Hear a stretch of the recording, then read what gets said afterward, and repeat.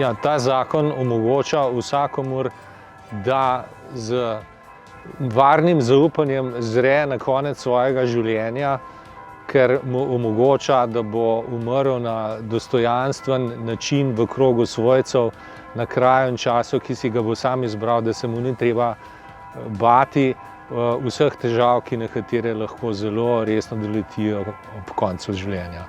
Mogoče sam še ta malenkost.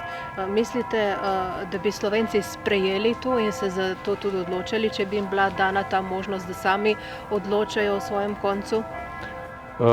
Torej, vsa povpraševanja, mnenja kažejo, da velika večina Slovenk in Slovencev zakonsko rešitev tega problema podpira.